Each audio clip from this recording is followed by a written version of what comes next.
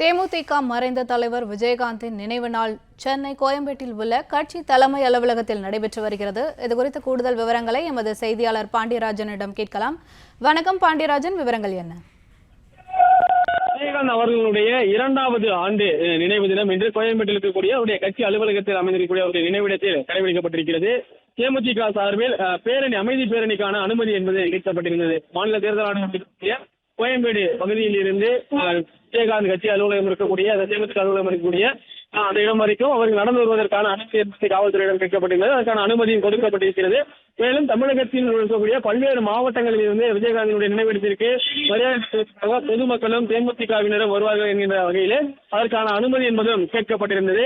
வரக்கூடிய கூட்டத்தினை ஒழுங்குபடுத்தி நடைபெறக்கூடிய இந்த நிகழ்வை பாதுகாப்பு வழங்க வேண்டும் எனவும் தேமுதிக சார்பில் அவங்க கோரிக்கை வைக்கப்பட்டிருந்தது. இந்நிலையில் காவல்துறையினர் இந்த 2 நிகழ்வுகளுக்குமான அனுமதியை கொடுத்திருக்கிறார்கள். இன்று காலை 5 மணியில் இருந்து இந்த பகுதிக்கு பல்வேறு பகுதியில் இருந்து, அதாவது தமிழகத்தில் பல்வேறு மாவட்டங்களில் இருந்தும் பிற மாநிலங்களில் இருந்தும் விஜயகாந்த் அவர்களுடைய ரசிகர்கள் தேமுதிக தொண்டர்கள் வர தொடங்கி இருக்கிறார்கள். அவர்கள் வரக்கூடிய பகுதியில் எல்லாம் கீழ் கேட் மூலமாக எந்த பகுதியாக உள்ளே வருவது, எந்த பகுதியாக வெளியே செல்வது என்பதையெல்லாம் முறையாக கண்காணிப்பதற்காக காவல்துறையினர் பணியில் இருக்கிறார்கள். மேலும் கூட்ட நெரிசல் ஏற்படாத வகையில் இங்கே வரிசையை ஒழுங்குபடுத்தி அனுப்பும் வகையில் கேஜிகள் அமைக்கப்பட்டிருக்கிறது. வெளியிலிருந்து வரக்கூடிய வாகனங்களை சரி செய்வதற்காக போக்குவரத்து காவல்துறையினர் பணியில் நிர்ணயிக்கப்பட்டிருக்கின்றனர். பல்வேறு அரசியல் கட்சியினுடைய தலைவர்களும் இங்கு வந்து மரியாதை செலுத்துவதற்கு காரணமாக பாதுகாப்பு பணி என்பது முதலாக இருக்கப்பட்டிருக்கிறது.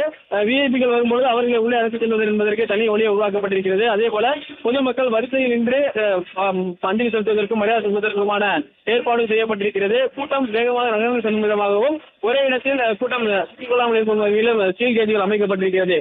பல்வேறு மாவட்டங்களில் வரக்கூடிய பொதுமக்கள் விஜயகாந்த் அவர்களுடைய 2ஆம் ஆண்டு நினைவு தினத்தை ஒட்டி அவருக்கு மரியாதை செலுத்துவதற்கு வருவார் என்பது காரணமாக போலீசினுடைய பாதுகாப்பு கொடுக்கப்பட்டிருக்கிறது.